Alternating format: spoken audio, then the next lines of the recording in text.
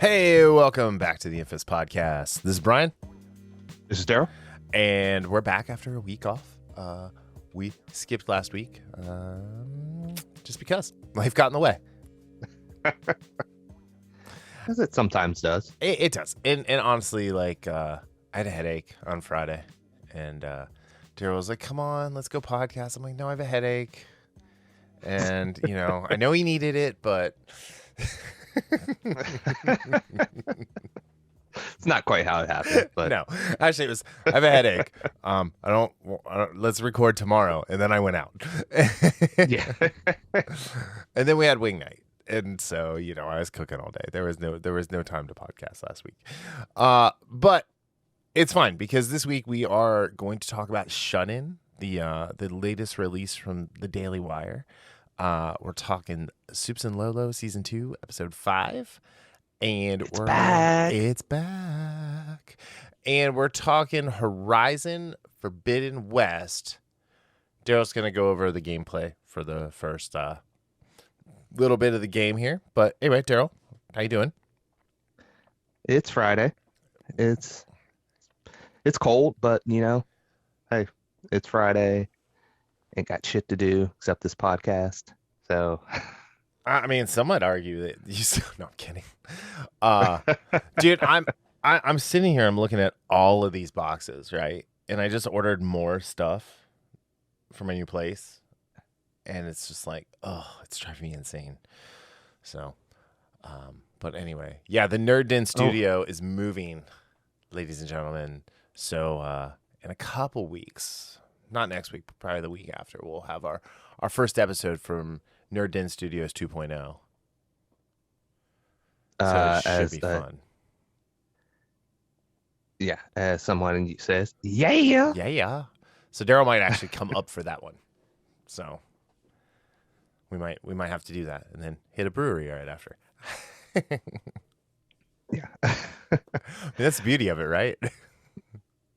Yeah, that's right there. So yeah, just take a walk. Right. Let's take a walk. Let's walk literally across the street.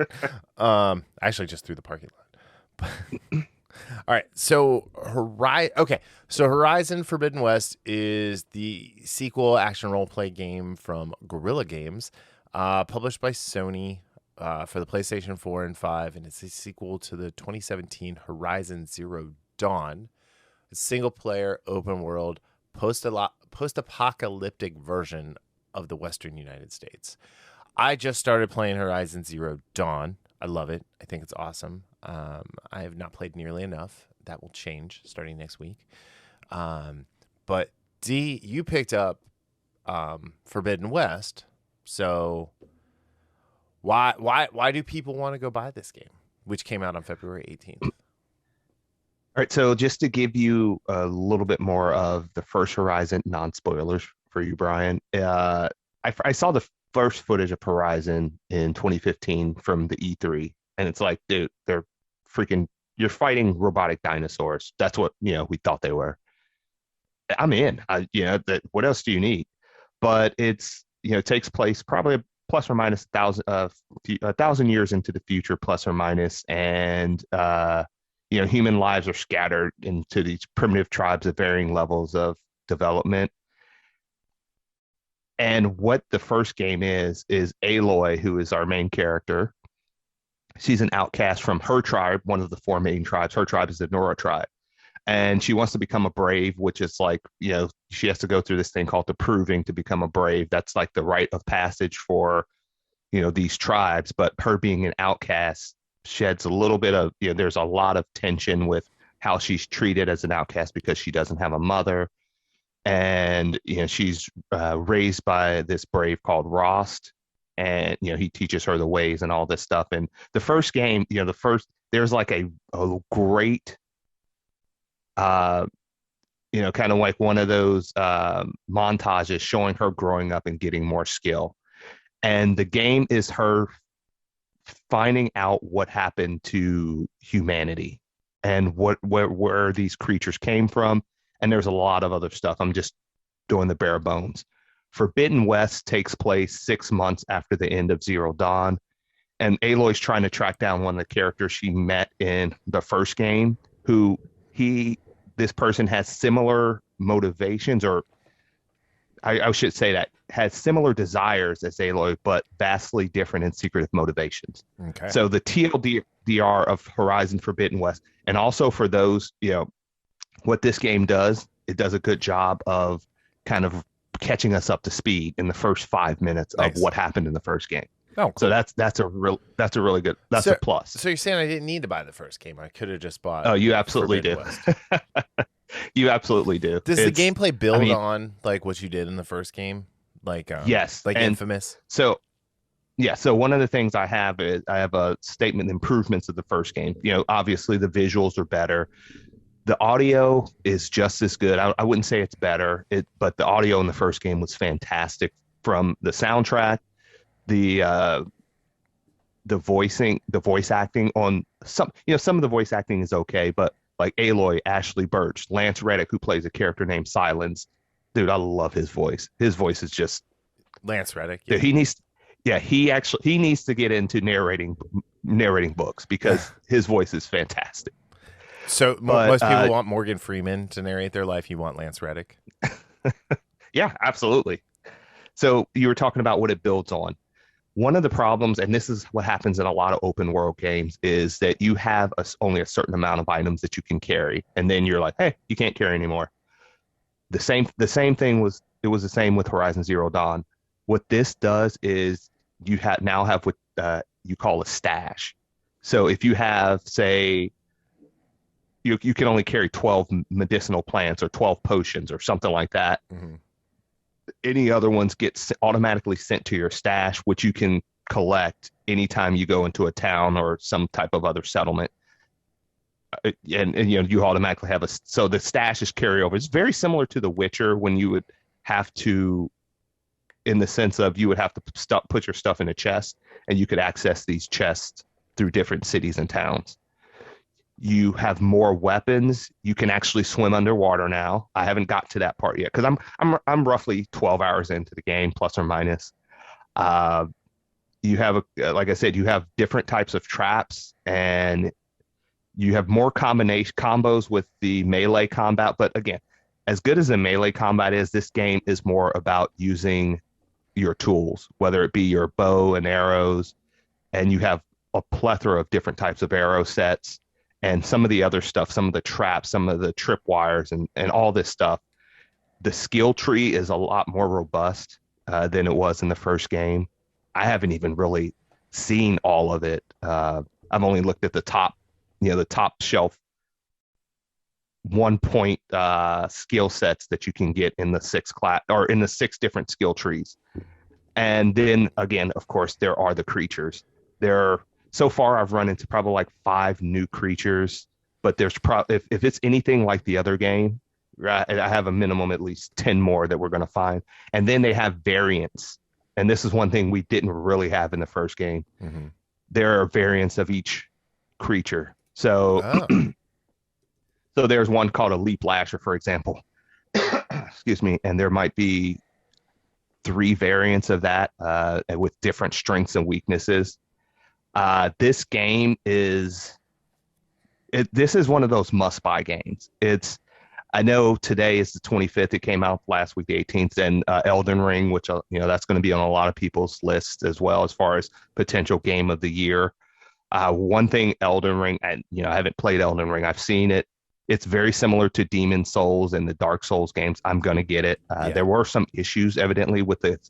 This is the thing about games nowadays. So Horizon had the same issue. Horizon had a patch like 2 days after it came out. Elden Ring had a launch day patch that, from what I've read, it's made the game actually worse for a lot of people. Okay. I'm still going to get it. Don't matter. But this is a narrative-driven game. This is one of those games where, again, don't get me wrong, the gameplay is phenomenal, but the story itself and how the story unfolds, it's as good as any game. And this goes for the first Horizon as well. It's as good as any game you're going to find. It's just so well written. There's so much stuff to find to tell the story. As far as you can find like audio clips of people from the past, right, text and scrolls and booklets and all this stuff helps tell the story. And I haven't found, again, 12 hours in, I have not found as much yet as obviously I did when I played the first game for like 90 hours, or I don't even know how long I've played that, including the Frozen Wilds, which was the only DLC that came out for this. Not sure if this game's going to have DLC or I just not sure. But this game is with just the visuals, the audio, the gameplay, and then the narrative. This has such a robust, just a robust list of stuff for gamers. And again, it's too early to tell. I would have given the first game probably a 9.5 just because not only was the game great, the character of Aloy, Ashley Birch does such a great job bringing Aloy to life. And Aloy is one of my favorite video game characters of any video game I've played. And, this is only kind of solidifying that, 12 hours in and just, getting caught up with this character that I haven't replayed Horizon. So getting caught up with this character and where she is in her life now, 6 months later, after going through everything she went through in the first game, it's just spectacular. I will be, once I finish it, I'll be coming back and kind of, I'll wait till then to give my full idea of what I would give this game from a review standpoint. Okay. But it is definitely, if you own a PS4, lucky enough to own a PS5, it is a must play. And also a little tip. Now, depending on when people get this and listen to this, one of the things is the PS5 version is $10 more. Just that's how it is. However, you can actually, if you get the PS4 version, you can actually upgrade for free to the PS5 version. So that's what I did. Oh, that's cool. So yeah, wait, but yeah, this is a must. So you only pay $10 more to upgrade, or does it matter? No, you don't pay anything to upgrade. Oh, you just buy the PS4 version and you get the PS5 version free. Yes. Oh, interesting. Now you have to go through a couple hoops as far as on the UI, but I mean it was very easy. I actually got the disc version. It's one of those games I wanted the disc version for, but it was like I didn't even download the PS4 version. Once I put it in, I was like, okay, where's the PS5? There it is. You still have to have the PS4 disc in for it to kind of like unlock it. But other than that, it's one of those games that I don't know how many times when I've turned it on this last week where I was like, man, I love this game. It's just so much fun. It's so beautiful. I've actually used the photo mode. There are pictures, vistas you can take, pictures of the vistas that are just amazing. Cool. And again, great gameplay, great story. It just hits on all fronts as far as a gaming experience. Yeah. Nice, man. So, yeah, I mean, I'm looking forward to finishing up playing playing Zero Dawn and more of it, and it's really, really cool. But this wasn't without this game isn't without controversy already, though. That's the thing that I found funny, because all I ever heard is you gush about these games, and I've never heard anyone say anything bad about Zero Dawn. Yeah. But there was a lot of complaints about Aloy's character model, that they made her more masculine and more, whatever, and something about a beard. I don't know. I mean, I kind of tone out of this shit now, to be honest. When it comes to this, it's like, you know what? If the game is fun, just play the fucking game. And there was one thing I saw, and I completely just ignored it, where it was a mention of appropriation or something like that. And this is an example of people being idiots. Again, like you said, there's context for everything. If you play the game, you would first of all, the idea of appropriation for me, I like when somebody says that, I tune you out. It doesn't matter what you're talking about. Right. But especially when it's something that, if you look at if you want to say there is appropriation, and you actually have to have context. If you played the first game, you would understand there's no way there could be appropriation. That's all I'll say. Okay. But because there's a lot, there's a lot that built, like when you find out some of the stuff that happens in, the game and what happened in the past, it's a damn good story. That's all I can say. But yeah, I mean, there's a little change in Aloy, but there's nothing. The only noticeable thing is her hair moves more. It actually moves more organically in this game than in the original. And again, it should, because hey, 5 years later. Yeah, and you're PS5, using the PS5 engine now, and so right. Anyway, so that's the one thing I noticed that is a lot different from the original game, because just how it flows when she's moving, when when the wind's blowing, whatever. But yeah, that's the one thing I didn't notice. All right. I mean, this is definitely one, like I said, you convinced me to get Zero Dawn, and I saw commercials for this at the gym, and I was like, oh my God, this game looks awesome. And I was like, what is this game? And you're like, there's a first one. I'm like, there is a first one. I knew about that. But yeah. Did you get the version with the Frozen Wilds DLC? I bought whatever it had everything like that was currently out. Okay. So yeah. So yeah, it was on sale too. It was like $30 or something. So yeah, nothing was as good as the deal I got for Witcher 3, where it was like everything, all the DLCs for like $15. When the first season came out. There's no way you can get a better deal than that. No. Which, by the way, they're doing a remaster of The Witcher 3. Oh. It's supposed to come on PS5 sometime this year. Interesting. It was supposed to come Q1, but it might not come until Q2. Okay. Yeah, I was thinking of games that I liked on the PS4 that I was thinking of games I really liked on the PS2 that I wish they would remaster for the PS5. Oh, absolutely. Number one. Well, I mean, was this on PS3 or PS2? Was Infamous on 3 or 2? 3. So yeah, the Infamous games. Okay. Both the first two Infamous games definitely need to be remastered for the PS5. On PlayStation 2, Star Wars Battlefront and Star Wars Battlefront 2 need to be remastered, because Star Wars Battlefront 2 on the PS2 is my favorite game of all time. I love it so much. That Matrix game for the PS2 would be great to be remastered and played with the beefier CPU. Yeah. You know what I mean? But yeah. But yeah. So I don't know. I'm excited. Like I haven't had a ton of time to play the PS5. So I'm really looking forward to that. I'm actually building an entertainment center this weekend. So I'll have a nice place to put it, and it'll be there and lots of airflow. So that's great. Yep. Anyway, but yeah, no. So Horizon Forbidden West, definitely go check it out. So let's move on to Supes and Lolo. It's a thing. It's happening. It's not like Fetch. It's a thing. I promise. Supes and Lolo. The more you guys tell everybody about it, the more Supes and Lolo will be a thing.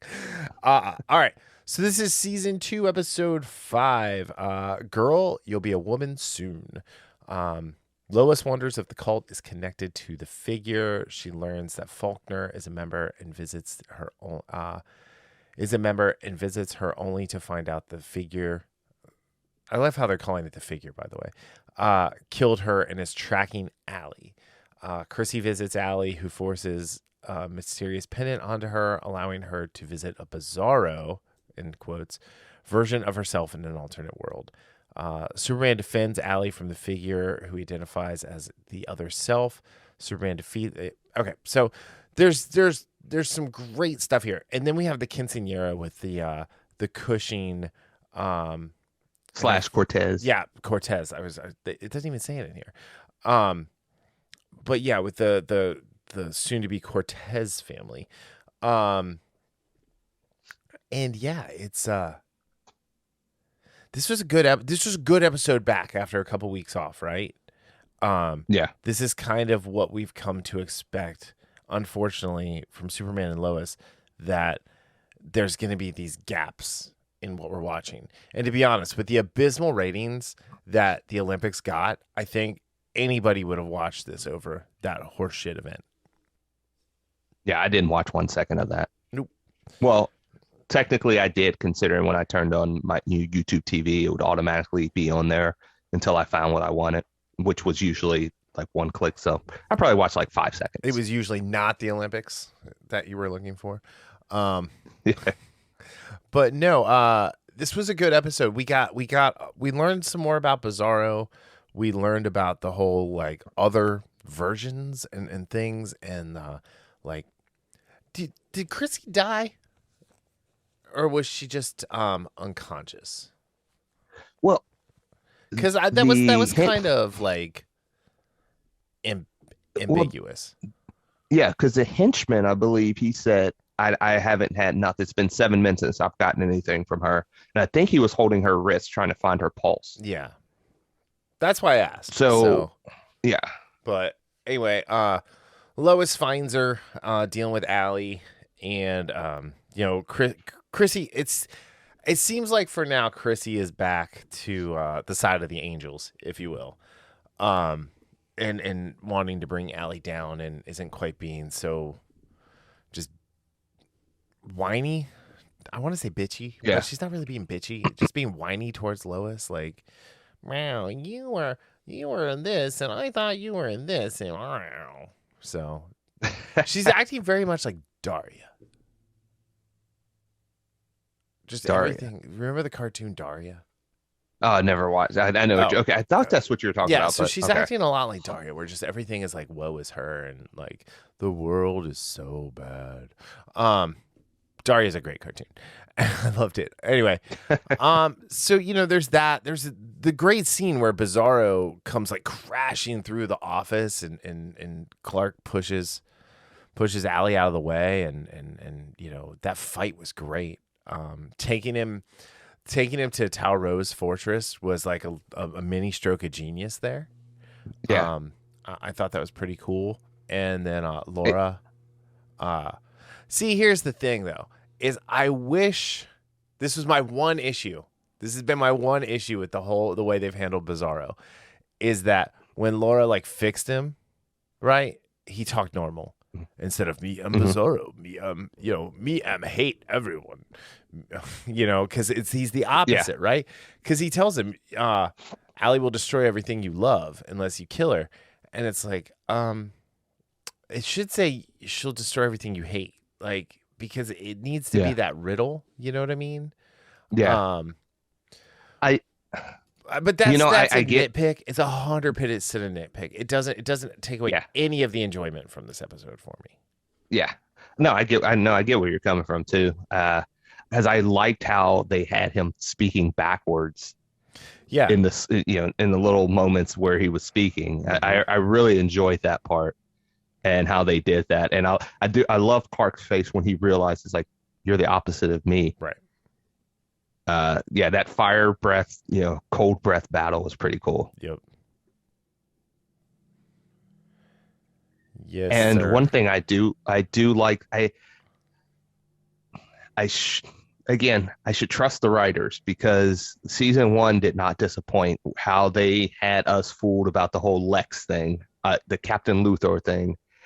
I'm really, really intrigued to see how this plays out with Allie, and what is this other world, because it's not like an Earth 2 thing, because, and again, for obvious reasons, but also not just for obvious reasons because of what happened to the parallel Earths, but the way you get there. Right. I'm very curious to see what we get with this, and I'm almost positive. I'm almost sure we're one of the characters is going to be transported to there, and we'll see what's going on. And I hope it's as bizarre as Bizarro is. You know what I mean? It's not just. I hope it's Jordan. Mm-hmm. I just do. I don't know why. I just hope it's Jordan gets like sent to wherever. But yeah, no, you're right. Like, here's the fun thing, and this is what I've been thinking about as I've put together the shows the last few weeks, right, since it's been back, is for the majority of the last, let's see, 12, 13. So the last 9 episodes of this show have been written by teams, right? It's written by first name, last name, or for writer 1, writer 2. And since week 2, it's so week through episode 3 was written by 2 women. The rest of them have been a man and a woman, right? Interesting. As the writing team, Yeah. which is really cool because like I think like a guy writing the quinceañera stuff might have been a little like harder, and I think not having just a woman write keeps it like it's a great balance, right? And I think it's what's keeping this show from going full CW. That's a very good point, because a couple of my favorite scenes were the Cushing / Cortez family stuff. I mean, the Cortushings have been a highlight this season, 100%, and they will continue to be highlights this season until Sarah's crush from camp shows up and throws a monkey wrench into everything. Yeah, and if they can have the restraint not to do that, oh my God, that would be great. So you talking about restraint? They actually had amazing restraint in this episode when Lana finds out what Kyle did, his infidelity, and she's like, "The girl from the bar." Mm-hmm. Normal CW shows, normal drama shows, that would have been a massive fight. But what does she do? She's like, "No, this is not your moment. This is not my moment. This is our daughter's moment." She was like, "We'll discuss this later." Yeah. And that is just, not only is that great from a standpoint of you didn't go the trope way, but it also highlights even more the strength that Lana has, where she says, "Okay, you know what? I'm compartmentalizing this and I'm focusing on my daughter." And then the speech she gives, despite everything going on in her head to Sarah, was another just excellent writing right there. 100%. 100%. It was like the whole thing with the quinceañera was fun. It's just good all the way around. It was Sarah, the drama Sarah was going through, and her dance with Kyle and everything. It was just really good. It was really, really good. I liked it. And then you had the boys, who I think had some great scenes again this week. Jordan and Sam were Sam Lane, retired General, U.S. Army, were sneaking off to train Jordan, and Jonathan's like, "Well, let me go," and Sam's like, "That's great. We need a baseline." It's like, oh my God. Yeah. Like I had, hold on. I had the most traumatic flashback to childhood, with my grandpa, my granddad from Ireland, who, like, for whatever reason thought my little brother like was this amazing athlete. And he would be like, "Yeah, let's go do this," and he'd be like, "Oh yeah, you can come too." And I was better at everything my brother did. Like, the only thing I wasn't better at was being 6'4". So, but like, I'll never forget when I got good at tennis. Like I was never like great at tennis, but I was good. I can hold my own in a tennis match with, like above average players. Like I would just start like just hitting the ball right back at my grandpa's head, just like, because as an asshole, am an asshole.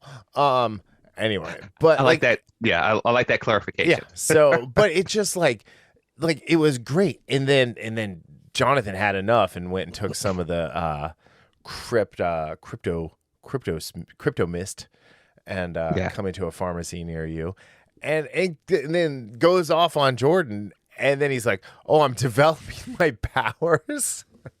Yeah. So this is the thing. Don't tell mom and dad I'm developing my powers. It's like, so this is also when Sam tells him, like, go get some water so I can give your brother a few pointers. Like, okay, that's a dismissal if anything. Yeah. But beat it, scrub. The question of but the question, and this is the question because no one has done this. The ex-kryptonite, what he's taking, is he going to have permanent powers? And I'm not necessarily talking about the sight or the vision or something else, because this is a Kryptonian biology, or half Kryptonian biology he has. So Tag has full powers, right? Because of the experiments that Morgan or Talro was doing. And so with the combination of the Kryptonite X and the Kryptonian like consciousness that Tag had, like, but I think he only had a partial. He wasn't fully imprinted, which is why I think Tag still has powers. Plus, he was experimented on, right? Kind of like Extremis in Iron Man 3. Like, Tag's able to regulate and, self-regulate and not explode. Because that's what happened in the first season. Those dudes were exploding just like Extremis. And Tag was like James Badge Dale. Who, Chase from season 3 of 24, which is the best season of 24. Actually, I don't even know I'm whispering it. That was the best fucking season of 24, hands down. Chase gets his hand cut off. I stopped after season 2, I think. Dude, so all right, spoilers for a show that's like 20 years old. They actually let a nuke off in LA. Seriously? In season 3. Yeah, it's fucking awesome. Okay. Anyway, but it's not like armed when they let it off. But still, they let the like you're like, holy shit, it's only on hour 7. Anyway, but yeah, so like that scene with the whole thing between the boys was great, and then the way Jordan reacted, like, again, sorry, I did not mean to clear my throat, but the way Jordan reacted and the what's the kid's name? Where'd it go? Alex Garfin, who plays Jordan, I thought was perfect because he's got that crazy hair, right?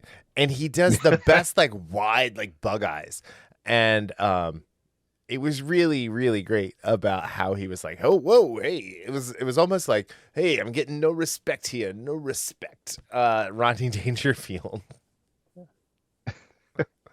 But yeah, I thought that was really, really, really awesome. Yeah, and so I'm really that's one of the outstanding questions I have, as like I said, as a partial half Kryptonian. What is the the after effects of that? Is it going to stay? Is it going to cause him issues? Or I'm not sure. But that's one of the questions I have, is what's going to happen with that, and because again, Jonathan has, from season 1, from the start, he has sacrificed a ton of stuff, for the family, and he's, for the most part, he hasn't been a jerk about it. Right. So, and again, remember, he's 15 years old. 15-year-olds are jerks, generally speaking. Oh yeah, I mean, at some point in time, they're going to be jerks. So this isn't one of those where I'm upset that they took him, like, where he's acting like this, because again, being in a situation where you had to move, you were going to be the starting quarterback as a freshman in Metropolis. You have to move. You lose your girlfriend. Then you're sitting on, and you break your hand stopping your brother from probably caving somebody's face in, and now your brother's getting preferential treatment. But at the same time, it's understandable, because you don't want him. You rather him be able to control his powers, but kind of being cast off to the side. There's a it doesn't matter how good a kid is, all that stuff, when you add it up, that's gonna cause a little bit, even if it's a little bit, some animosity, right? And that's what we're seeing. It's not over the top. It's one of those things where, as a teenage boy, he doesn't, so young, he doesn't know how to handle it necessarily. Which, that's why I liked Sarah, her conversation with Jordan, when she was like, I thought I was just having a bad day, and it turned out to be more. Yeah. Just ask him. Well, and to your point too, remember last season when like Jordan was getting his hearing, the super hearing, and Jonathan was being a dick, and as he walked out of the room, he like slammed the door. Yeah. Like he's so used to being in control of everything, in that he has those little moments where he's not in control. And you guys might remember that, like, the first season, I was hoping that Jordan was going to just break bad, like, immediately. like, and just be a bad guy for the series. Like this, he was gonna be Brightburn. Um, but like, it's like, okay, well, maybe John is gonna be, a problem The for a Jason while. Solo. Yeah, like, yeah. So I don't know. I think this is good. So all right, let's do this. I got one more thing, but like out of 5 twin brother superpowers, what do you give this? Another strong just performance. It's right at that 4 mark. It's just solid and strong. I was debating between that 4 and 4.25, but yeah, I took that quarter point out. Not for any reason, just a nice little round number, 4 out of 5. I watched it twice, and unfortunately, just for those who watch it on network TV versus CW, there wasn't any additional footage or additional scenes like we got from, I think it was last week's episode or a couple weeks last time, where it was a pretty significant scene, at least for me, that they cut out of the network version, which I don't know why, but whatever. Yeah, no. So that's 4 out of clue. 5. 4 out of 5, nice. I'm 4 out of 5 as well. I liked it. It was a great episode back. We got the boys, we got Sam, we moved the Bizarro story along. So I was happy. All right, so before we move on to Shut In, the next 2 episodes have notable directors. So episode 6, Tried and True, is directed by the Pink Power Ranger herself, Amy Jo Johnson. And that episode is next Tuesday, March 1st. And then episode 7 of season 2, Anti-Hero, is Elizabeth Henstridge.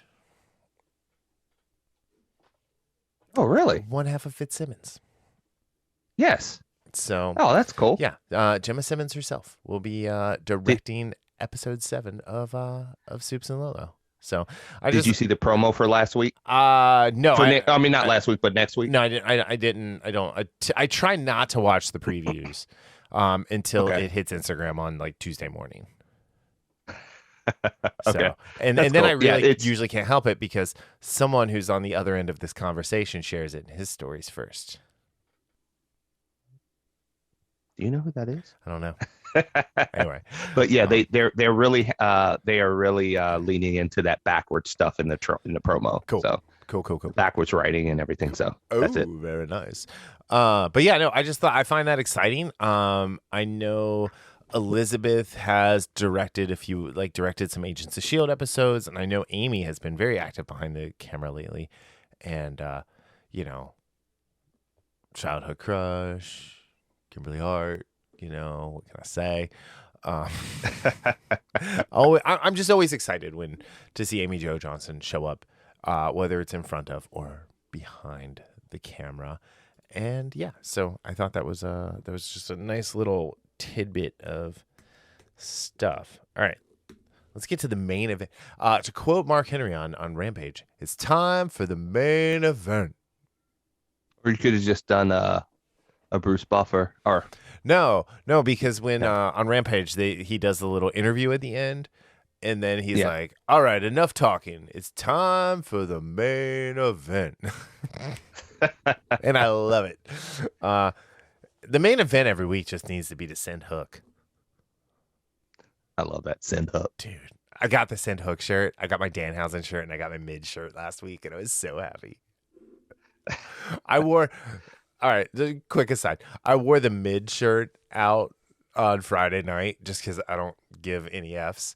I'm just like, my buddy's like, "What is that?" I'm like, "It's a wrestling shirt." He's like, "What's wrong with you?" I thought you were going to be like somebody was going to saw you and said mid. Mid. So, but yeah. Oh, are you gonna? Never mind. We'll talk about it later. You're gonna have to come up next Saturday for the pay-per-view. Oh yeah. We'll talk about that. Or I'll come down to you, whatever. Anyway, Shut In. Directed by DJ Caruso, written by Melanie Toast, produced by Dallas Saunier and Amanda Presmick, distributed by The Daily Wire, starring Rainey Qualley, Jake Horowitz, Luciana Vendetti, Vincent Gallo, and Aiden Stremmer. Very small cast. This is my ideal kind of movie. It's well written, it's well acted, it's a small, self-contained. Did you ever watch Buried with Ryan Reynolds? I think so. Yeah. It's I 90 did. minutes of Ryan Reynolds in a coffin 4 feet under the earth with nothing but a cell phone and a lighter. It is one of the most intense movies you ever watch. 100% hands down. So it's like this is in very much that vein of thriller. So the summary for this one is: when a young mother is barricaded inside a pantry by her violent ex-boyfriend, she must use ingenuity to protect her two small children from the escalating danger while finding an escape. What they neglect in the summary of this is she must protect her two small children from a child molester. Yeah. Vincent Gallo. I'm like, did you watch Buffalo 66 or The Brown Bunny? I did not. Okay. Buffalo 66 was he starred and directed both of them. Buffalo 66 was him and Christina Ricci. He was born in 1966 when the Buffalo Bills, like the day the Buffalo Bills lost the Super Bowl, and his mom hated him for the rest of his life. She blamed him for the Bills losing the Super Bowl. It's an amazing little slice of life movie. The Brown Bunny is much more perverse. It's most notable because he gets a how do I say this? A servicing from Chloe Sevigny, in the backseat of a car. So that's legitimately the only notable thing about that movie. It was really bad. But Vincent Gallo is still a very talented filmmaker, very talented actor. So I was really excited to see him showing up in this, especially in that role of creep. But the surprising thing for me was Rainey Qualley I'm assuming that's how you say the last name, is the star. She stars as Jessica Nash, who's a single mom, recovering drug addict, trying to get her life together, kind of has hit rock bottom and has not turned to drugs, and is taking care of a baby that cries a lot and is very needy, even as far as babies go. And then a little girl obsessed with apples. No matter the type of apple. No, right. Rotten or not. Yep.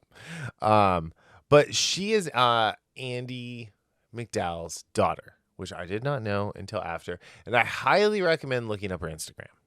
Just going to leave that one alone. But she was fantastic in this movie.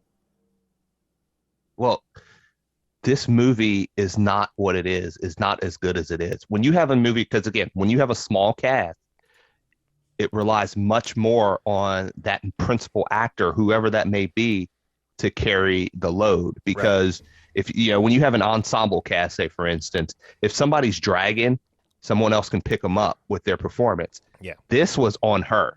This was all on her to be able to carry the film in a way of, conveying that concern, that helplessness, that frustration of being trapped and trying to get out to her kids, and knowing that this guy on the other side could do something very bad to the kids, and her doing whatever she can to get out of her situation. Right.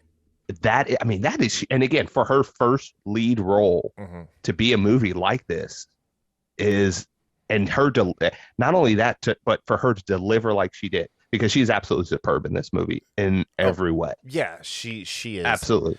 Like the scene where she's trying to decide if she's gonna take the drugs that that Rob left behind for her, trying to get her to do drugs again was great.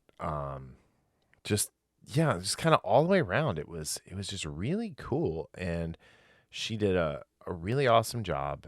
And it's nice to see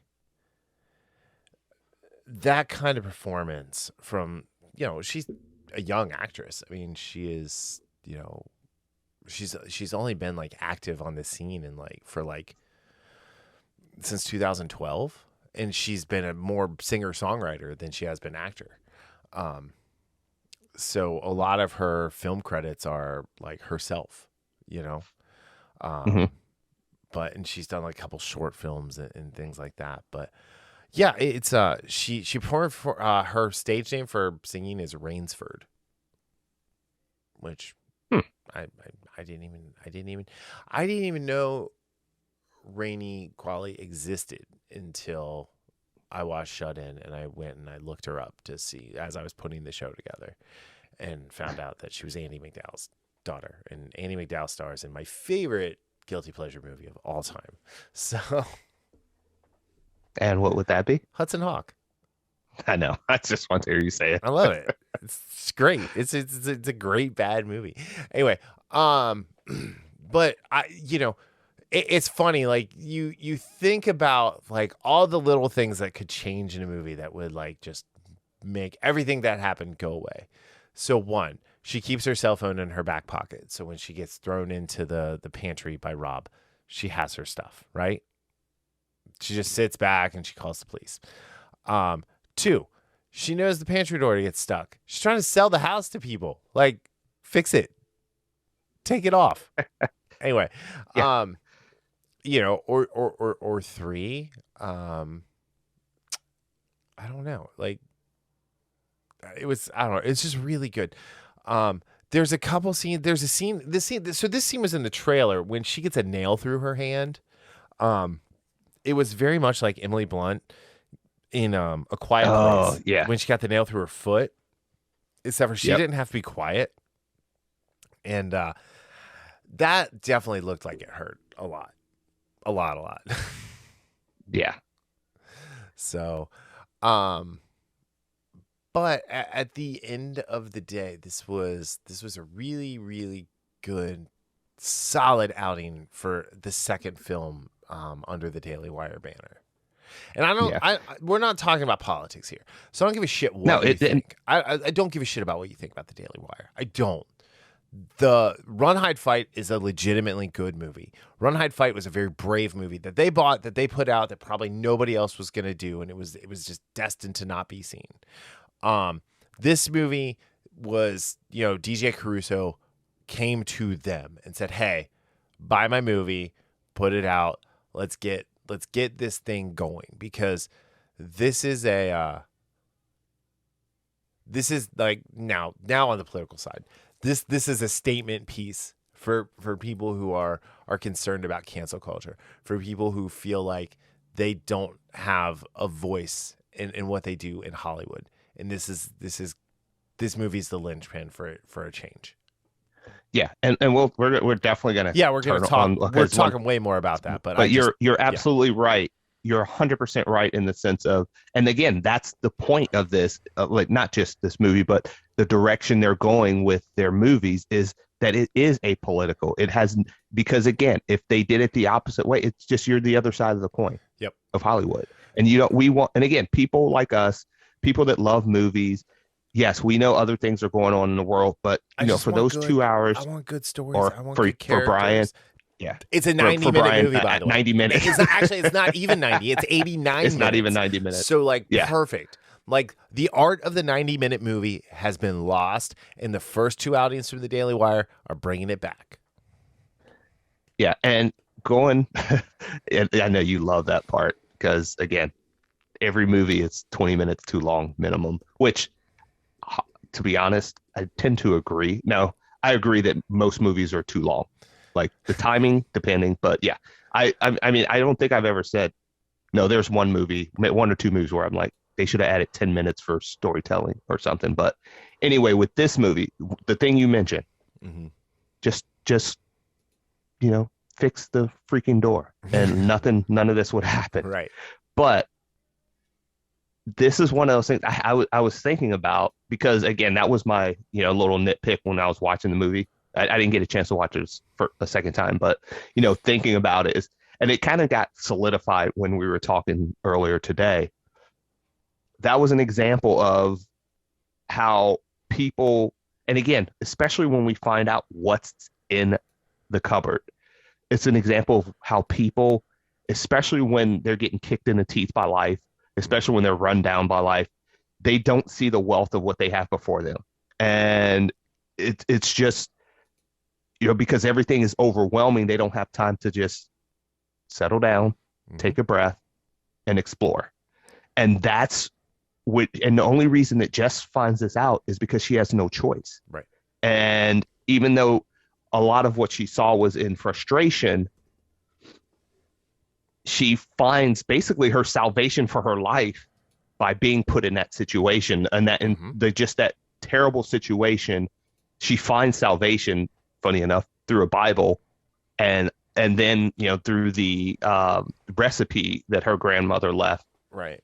for that out. What was it? The The apple apple butter. cider, The apple butter. apple So, butter. and Yeah, you find that her grandma was her biggest supporter, and like, because you get from the beginning of the movie when she's talking to her sister on the phone, she's like, if you want me to take a drug test, I'll take a drug test. Fine, I'll do it. I'll take a drug yeah, test. And this and I'm getting clean. I'm clean. I just can't find a job. I just need a place to stay until I have a job. And it's like nobody. It's her family has given up on her, yeah, and she never knew how much her grandma loved her. And her yeah, grandma left her this house and when Rob and Sammy come sniffing around for money because they want to buy more drugs and whatever, and she has no idea there's money in the banana stand. yeah. So So it was just so funny, like finally, getting that, thinking that over, and saying, without that, it's not that you don't have a story, because you could still, like, if you didn't have that in there and her having to be forced to find that, you could still make a story of it, her just trying to get out. But that would just be, there wouldn't be any soul to a movie like that. It would just right. be a situation she has to get out of. But this goes even with the kids. That's still, we've seen this, but but just having her see that and having the ending that we have, it was one of those where there was blood along the way, Mm-hmm. quite a bit of blood along the way. But she had gone through hell trying to get clean, and being given that choice of almost near hopelessness. And like you said, when her ex threw the drugs under there and said, "Hey, I'll be back for you in the morning. Sit with this for a while." Which, Right. talk about a cruel bastard. Well, yeah, I mean, he Um, leaves a little like 4-year-old with a baby, yeah, to fend for themselves. but seeing that, like, the journey she takes, not just to get to her kids, but how she turns her life around. What we see at the end is such a powerful tale of not necessarily getting in that situation, but in the situation where you feel like all is lost. Take a breath and look around, Right. and who knows what you'll find. Yeah. No, you're absolutely right. And I was telling you before, I really like how everything comes full circle, because at the end, the when spoilers, she survives. But at the end, the she's in the house and it's cleaned up, it's not dilapidated, and the door is off the pantry.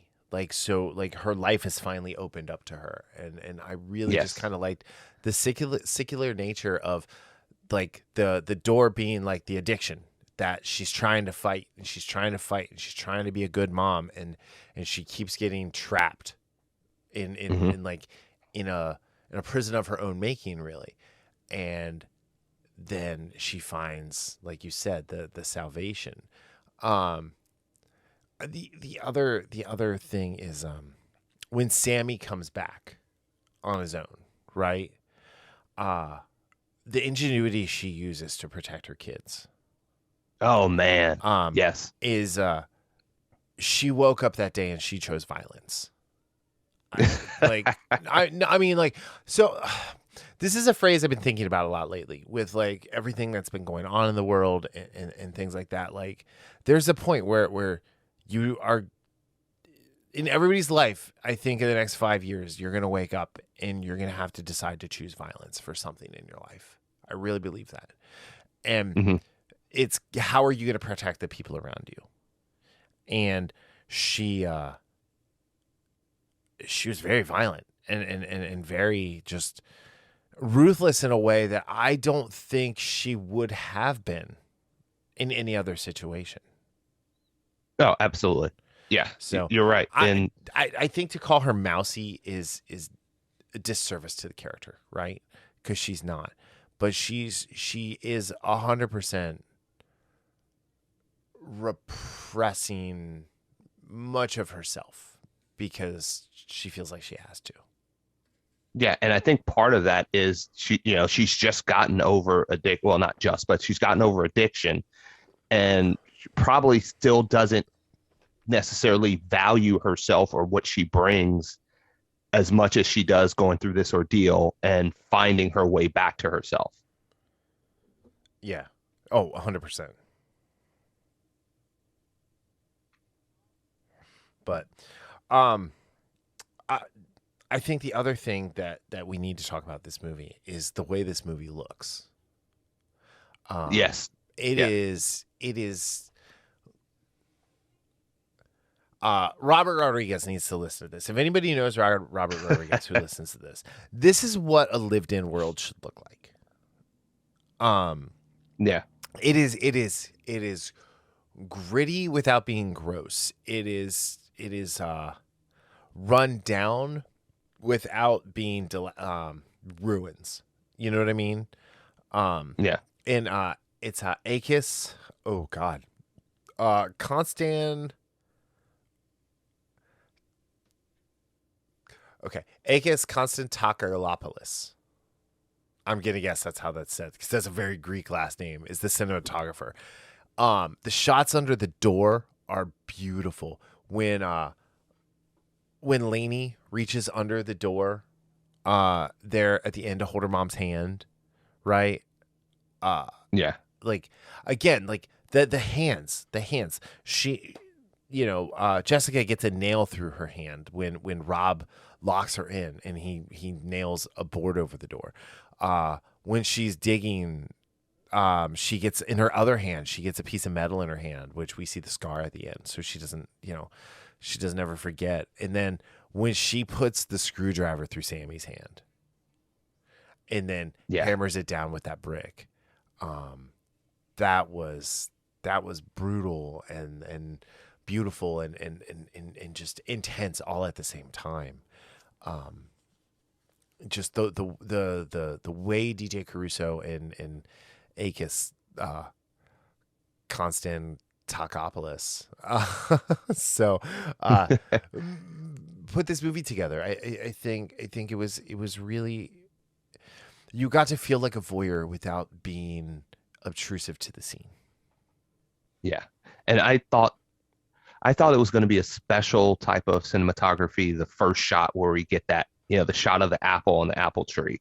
Yeah. Like the first seconds of the movie. And there was something about that shot where I just said, oh man, that's beautiful. Yep. And we get, because again, this is a personal, small movie that takes place basically, I mean, yes, it takes place in the house, but most of the focus is in that cupboard. So you have to be creative, and that cinematographer and along with the direct, they did a fabulous job conveying that almost claustrophobic type feel. Mm-hmm.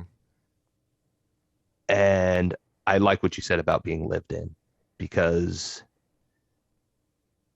we know that one of our biggest issues with some shows is that it's too produced, it's too new, when the world that we've been in for decades and things is not like that. Right. So this was a great, I like how you said that. Yeah, this is just, it's everyone should watch this movie. I would say support the Daily Wire and watch it. If you are upset with things like the Ring of Power, which we will talk about that soon, I promise. There's a lot to talk about. A lot to unpack. I wanted to talk about things we were excited about this week. I wanted to talk about things that we were positive about. I like to come out of a week off being positive. So, Yeah. All right. Let's do out of 10 nails through the hand. What do you give this one?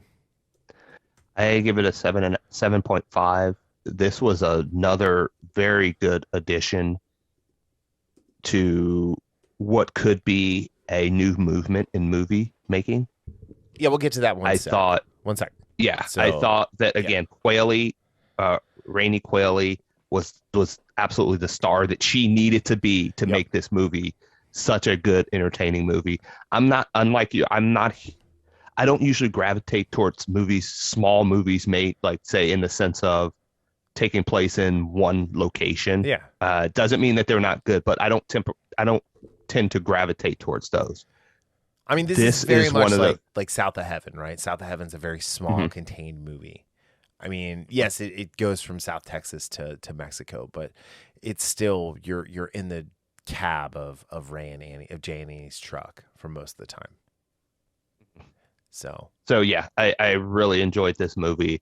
I'm really excited to see what Rainey Qualley does in the future because, again, for her first lead role, she knocked it out of the park.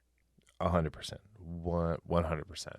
I went 8 out of 10, because this is my kind of movie. These are the type of movies that I seek out. These are the type of movies that I enjoy. These are the type of movies I tend to champion. So there's that. I don't like horror in the traditional sense. For gore, I like thrillers like this. I like suspense. Caruso had a very Hitchcockian approach to this film. You see a lot of like the body, like of the person who's in the shot. A lot of times when you're looking externally, it's Jessica's point of view. So you're at the level of the floor that we last saw her, sort of a thing. So like technically speaking, like that's just another tool that a nuanced storyteller has. Yeah, absolutely. So, all right. So I want to get back to your point about this being the maybe the first part of the movement towards something different in Hollywood. And I tend to agree. I think looking at the first two films that they put out, and we're going to talk about the third film that comes out on March 10th here in a second. But the first two films that they put out, Ron Hide Fight and this, both strong-ass female leads. And in neither case do any of these strong-ass female leads beat up a 250-pound guy with just their fists. No. I would say everything that they earn in these movies, everything they get, they earn in a way that makes sense and in a way that didn't make me say, "Come on, again." Yeah, and even their trauma is earned. Mm-hmm. Absolutely. So it's and, yeah. And what I was talking about, and you know, we've heard this before when we talk, you know, when there's talking about competition, you know, the idea of parallel economies, because of just how certain people, if you don't have the same ideology, doesn't matter if you're creative, doesn't matter, you don't necessarily get that same chance. And what's important about what the Daily Wire is doing, it's not political in the sense of the movies. Mm-mm. This shouldn't be political either, that you should be able to disagree with someone and still be able to work with them. Yeah. But that's not the case. So what this is doing, this is offering a road to directors, movie makers, actors who want to be able to tell stories and not necessarily be constrained by Hollywood's way of thinking. And I don't mean the left leaning. I mean, I also mean the idea that Hollywood just cuts and pastes a lot of stuff. They don't like to take chances.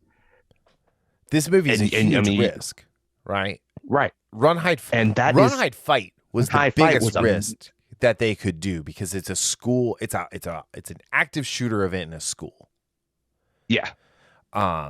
You know, they you know, they're being brave and doing something, and it's Yeah. up to people like us and shows like ours to be brave and talk about this in an honest fashion. And I love the fact Yeah. that Shut In on IMDb had, or IMDb on Rotten Tomatoes had the aggregate score was really interesting because it was really high for Hmm. both the critics and the viewers. Good.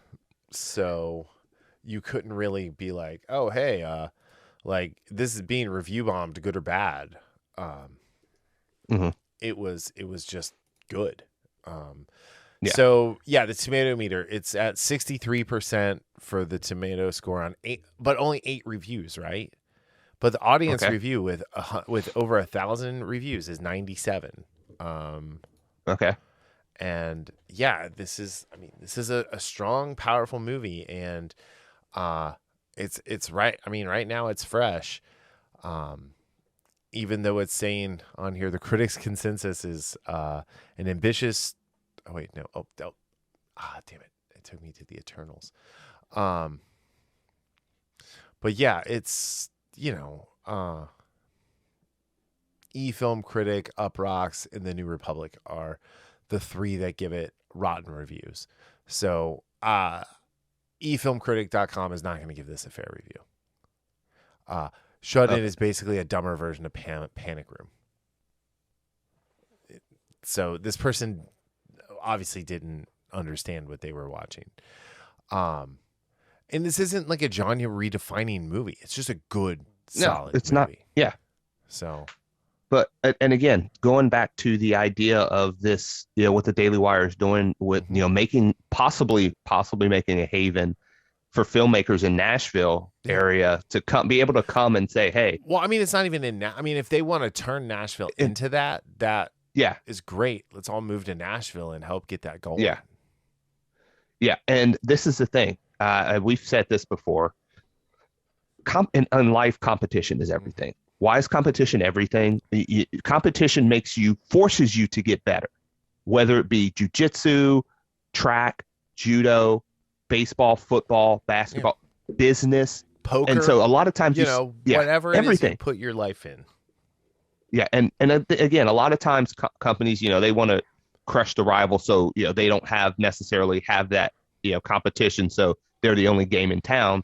I think it's a very narrow way of thinking, because lack of competition kills creativity. It's like just an example I've always give, because this is, we're both, wrestling fans, is when WWE started going downhill when they bought WCW. WCW forced the WWE to get out of their comfort zone and start telling stories that were interesting to the audience, captivating, instead of going their paint by numbers. And again, what are they doing now? They're doing their paint by numbers, because they might have to change that up with the way AEW has been going the last. And again, AEW is young, but overall competition. The only way you're going to get better is competing.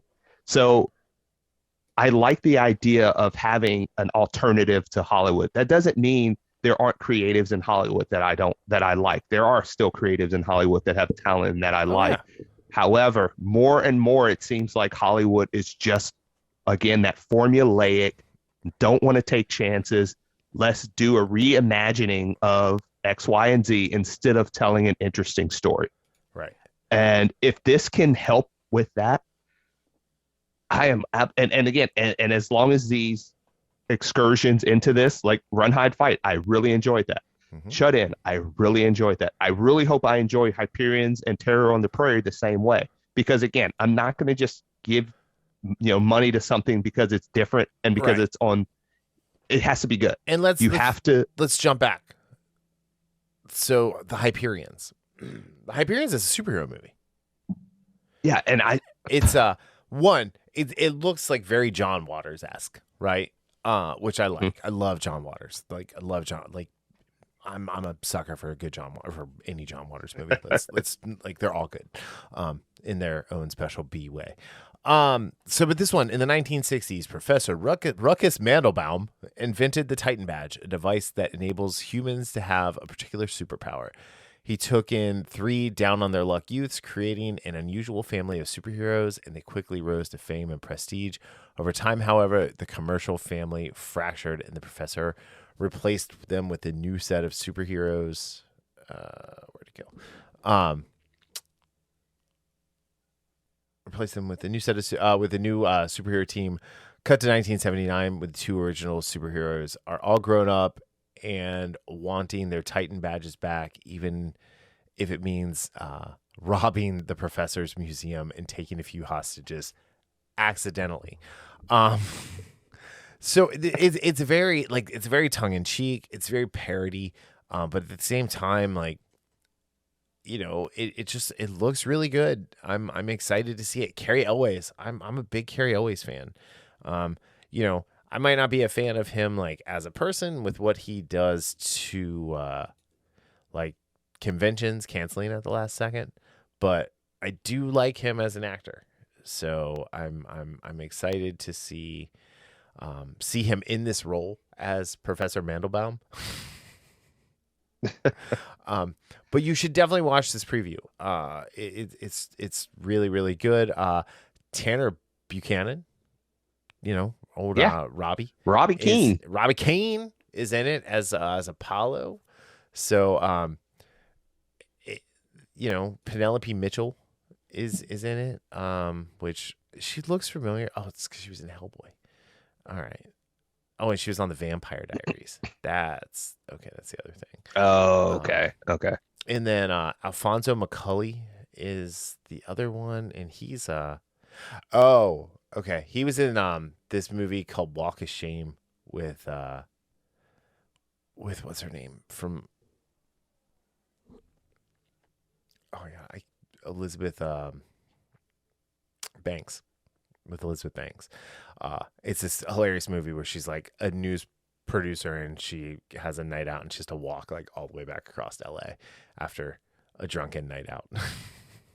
So, but yeah. Oh, and he was in Schooled. Okay. All right. That's where I know him from. Anyway, yeah, I'm just kind of like excited to see this movie. It looks like it's going to be fun. It looks like it's going to be kind of funny. It looks like it's going to be super weird, which I like. And then they follow that up later on, I think in like May, with Terror on the Prairie.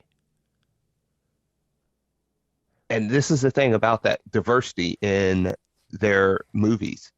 I mean, granted, there's a very small sample size, but all of these movies are different from one another. They're going to bring something different. And again, to continue on, not the same formula of the cut and paste. And again, yeah, these movies have diverse casts. Yes. It's not just all white people. It's not just all black people. It's not just all Asian people. I mean, hell, Terror of the Prairie has Cowboy Cerrone in it. Do we even know if he can act?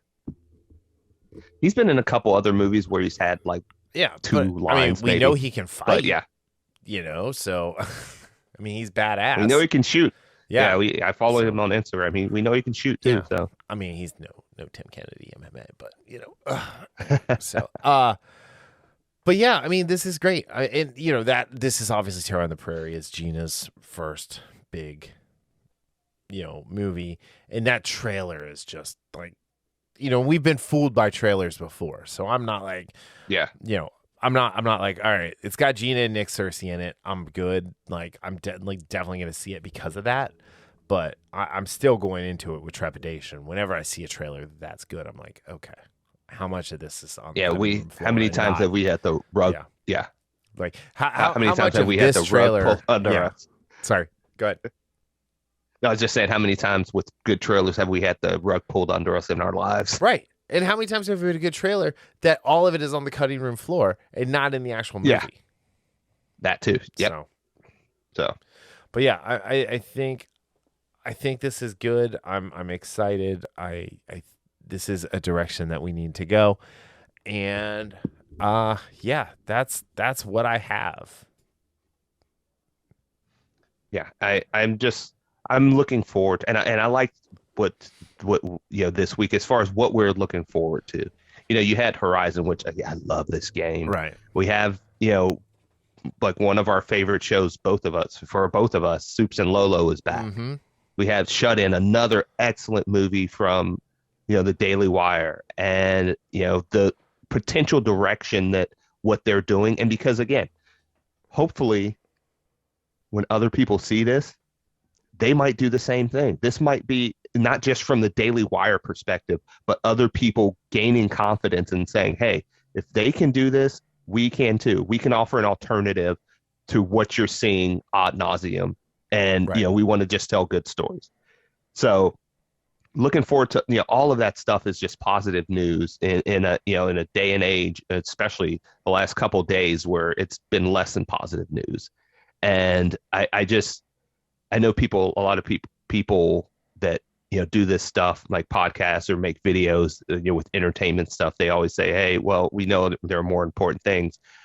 I will never discount the importance of being able to escape, even if it's only for a couple hours from the crap that's going on on the world on a daily basis, not just recently, but on a daily basis. If you look at statistics and what's going on, you need that escape.